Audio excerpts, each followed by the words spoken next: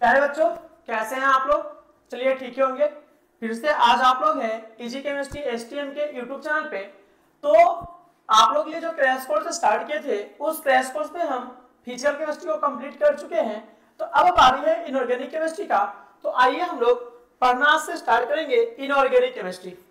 Inorganic chemistry में सबसे पहला जो आपका है D block and A block elements. इस D block and A block elements का आज हम लोग देखेंगे पार्ट 1। प्यारे बच्चों, ये क्या है आपका पार्ट 1 है डी एंड ए ब्लॉक का। तो पार्ट 1 के बाद फिर से हम लोग पार्ट 2 में मूव करेंगे। तो आइए देखते हैं डी ब्लॉक के पार्ट 1, जिसमें हम इंपॉर्टेंट टॉपिक को कवर करेंगे और उससे रिलेटेड ऑब्जेक्टिव क्वेश्चन को देखेंगे। तो आइए बढ़ते हैं टॉपिक की तरफ। सबसे पहले आपके सामने जो टॉपिक है वो क्या ना इंट्रोडक्शन है। प्यारे बच्चों, क्या है? इंट्रोडक्शन है। इंट्रोडक्शन में यहाँ पे लिखा हुआ है टॉपिक 8.0 और ये जो है ना इंट्रोडक्शन है। ये आपका क्या ना 8वां चैप्टर है, जिसका 8.0 हम लोग देख रहे हैं। इसमें पी ब्लॉक और मेटलर्जी को हम देखेंगे बाद में, ठीक है ना। पहले हम डी ब्लॉक और कोऑर्डिनेशन पढ़ लेंगे उसके बाद, ठीक है। तो यहाँ पे क्या है ना सबसे पहले लिखा हुआ है इंट्रोडक्शन पोर्शन। इस इंट्रोडक्शन पोर्शन का अगर हम बात करते हैं तो यहाँ पे अगर इंट्रोडक्शन में सबसे पहले आपको हम ये बताएंगे कि डी ब्लॉक एलिमेंट होता है क्या, हम कैसे पहचानेंगे कि डी ब्लॉक एलिमेंट है, इसमें कितने सीरीज होते हैं, ठीक ना। तो सबसे पहले यहाँ पे कहा है कि those element which last electron goes into D subshell is called D block element.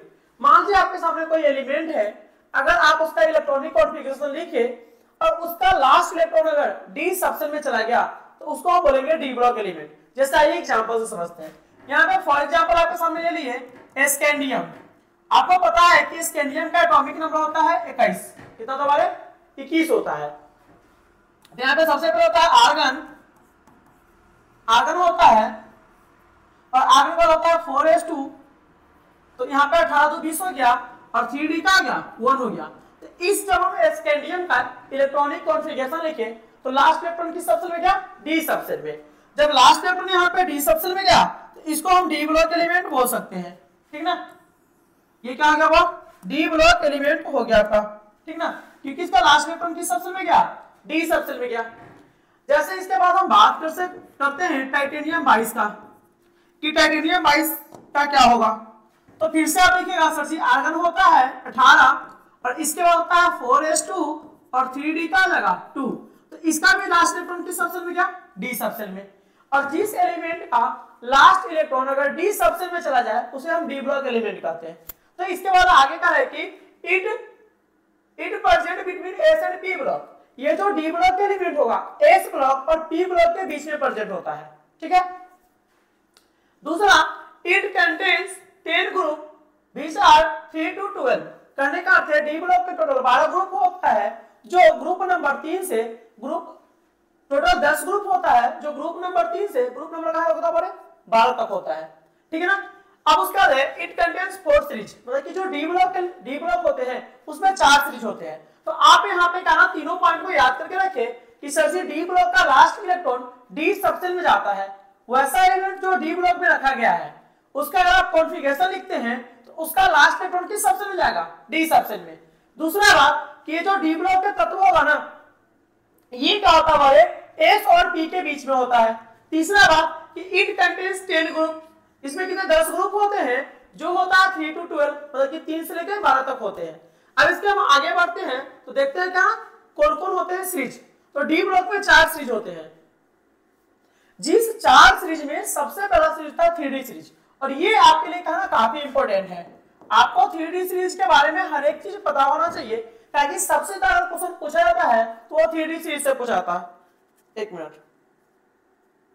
3d series से पूछा जाता है तो यहाँ पे कहना 3d का एक एक इंफॉर्मेशन आपको पता होना चाहिए कि कौन कौन होते हैं 3d में, उसका एटॉमिक नंबर क्या है, उसका सिंबल क्या है। इसके बाद उसका कॉन्फ़िगरेशन भी हम लोग आगे देखेंगे। तो सबसे पहले 3d सीरीज का जो सबसे फर्स्ट मेंबर होता है वो होता है स्कैंडियम। क्या तुम्हारे? स्कैंडियम, जिसका एटॉमिक नंबर होता है 21।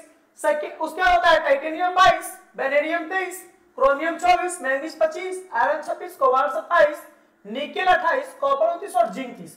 कहने का अर्थ है ये कुल मिला के स्कैंडियम 21 से जिंक 30 तक का एलिमेंट होता है। इसमें स्कैंडियम 21 से जिस जिंक 30 तक जो होते हैं ना डी ब्लॉक के होते हैं, और डी ब्लॉक पे भी ये 3D सीरीज का है। किसका? वो 3D सीरीज का।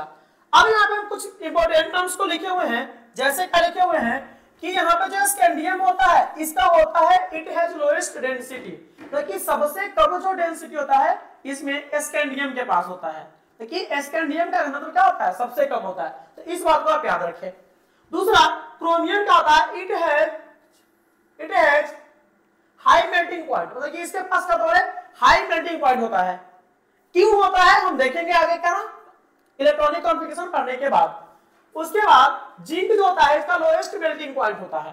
तो आप क्या ना 3D सीरीज में इतना बात याद रखिए कि सर जी होता है स्कैंडियम में कैसे जिंक 30 तक, इसका सारे एलिमेंट का नाम और सिंबल याद रखिए, और ये 3 मेन पॉइंट है जिसको याद रखना है आपको। तो हम बढ़ते हैं आगे 4D सीरीज की तरफ। यहाँ पे बात करें 4D सीरीज, ये जो 4D सीरीज होता है जर्मेनियम 39 से लेके कैडमियम 48 तक होता है। अब कहना बोलेगा सर इसको हम याद कैसे रखें? तो याद रखने के लिए ट्रिक है कि यारी जरा निभाना, यारी, एक मिनट पेन को थोड़ा पतला करते हैं, यारी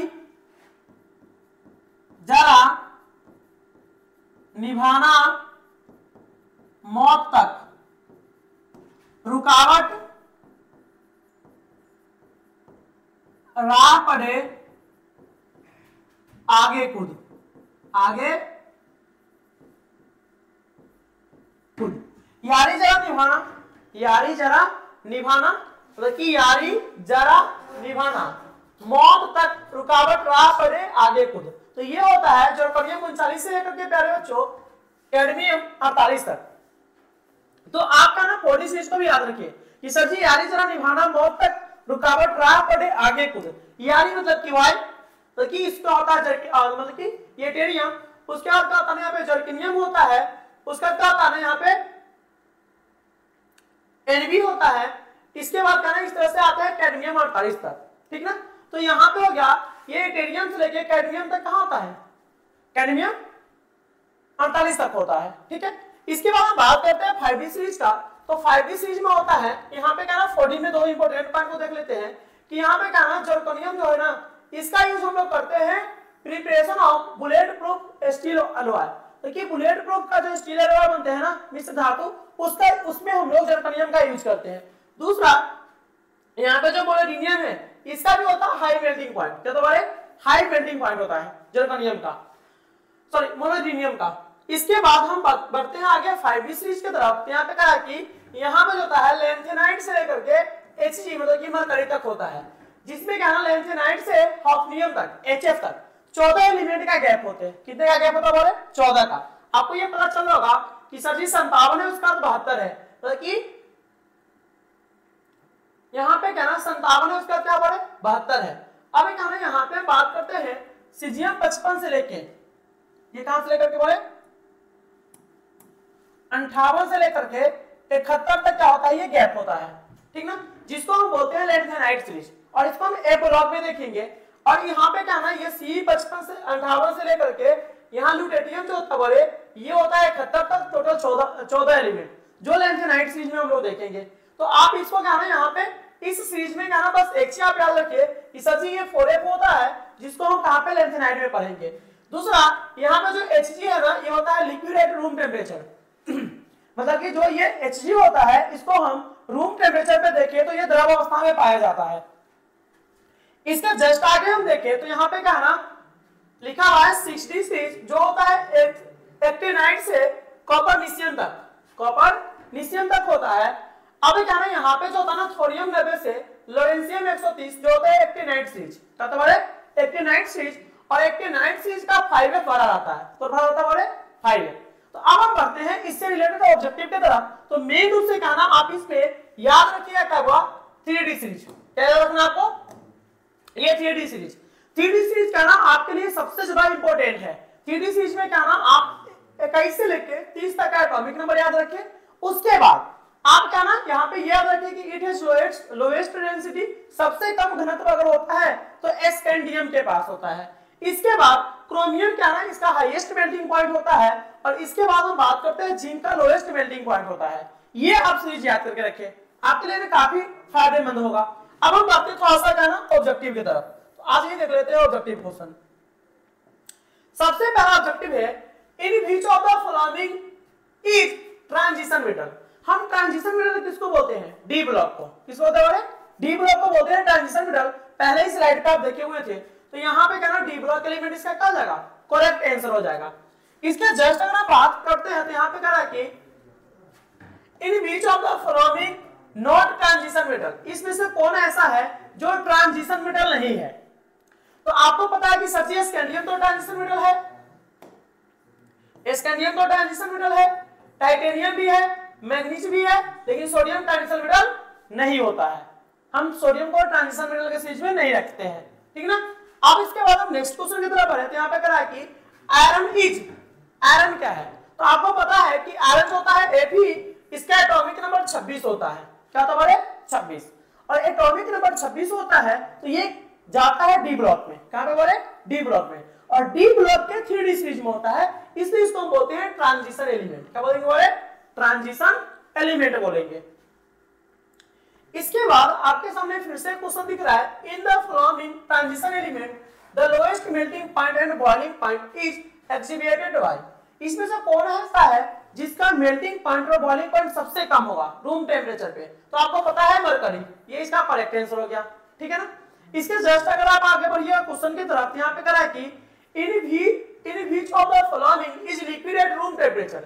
इसमें से कौन ऐसा है जो रूम टेम्परेचर पे मतलब कि कमरे के ताप पे द्रव अवस्था में पाया जाता है? तो यहाँ पे क्या हो गया? हमारे Hg हो गया, मरकरी।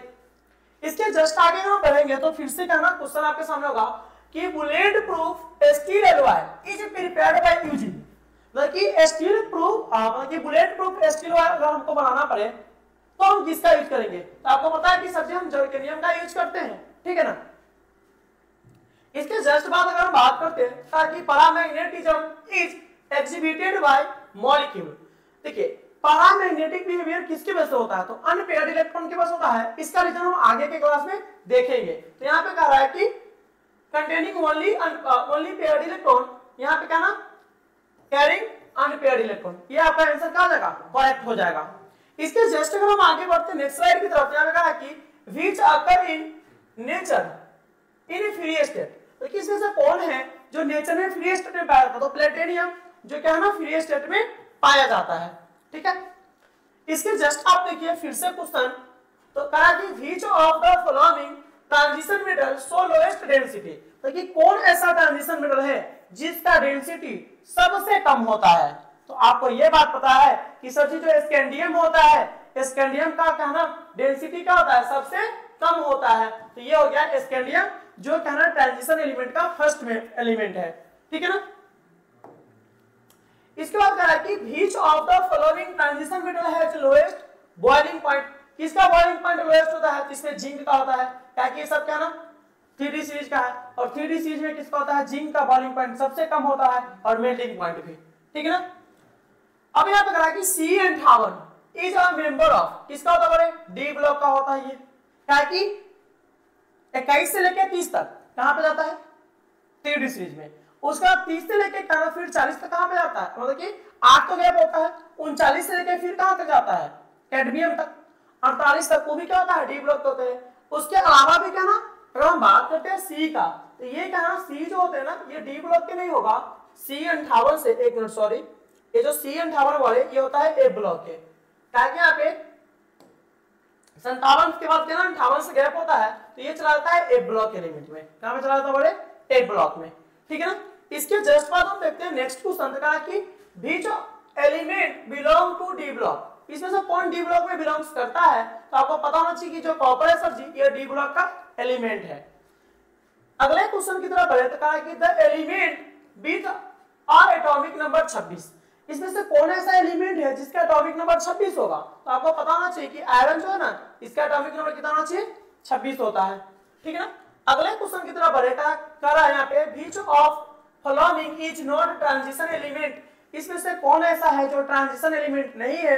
तो आपको पता होना चाहिए कि सर जी सॉरी ट्रांजिशन मेटल एलिमेंट है, एल्युमिनियम तो नहीं है, एस भी नहीं है, तो निकेल क्या होगा? और आर भी नहीं होगा यहाँ पे। इसके बाद क्या नाम देखते हैं second last transition metal are related to which block, D block से रिलेटेड है, क्या कि डी ब्लॉक के एलिमेंट को हम क्या बोलते हैं, ट्रांजिशन मेटल बोलते हैं। इसके जस्ट बाद अगर हम देखते हैं तो यहाँ पे कहा है कि G is related to the which group, ये होता है सेकेंड बी का, किसका तो है सेकेंड बी का। तो इस तरह से कहना आपका डी ब्लॉक का पार्ट 1 कंप्लीट हुआ। हम मिलते हैं फिर से आप लोगों से डी ब्लॉक पार्ट 2 के साथ, जहां पे पढ़ेंगे इलेक्ट्रॉनिक कॉन्फ़िगरेशन। ठीक है, आज के इतना ही। फिर से कहना आप लोग के सामने हम आ रहे हैं लेकर के दूसरा वीडियो, जिसमें हम डिस्कस करेंगे डी ब्लॉक के पार्ट 2, उसके बाद पार्ट 3 में हम डी ब्लॉक को कंप्लीट करेंगे और फिर से बढ़ेंगे कोऑर्डिनेशन केमिस्ट्री के लिए। तो आज के इतना ही, ओके बाय।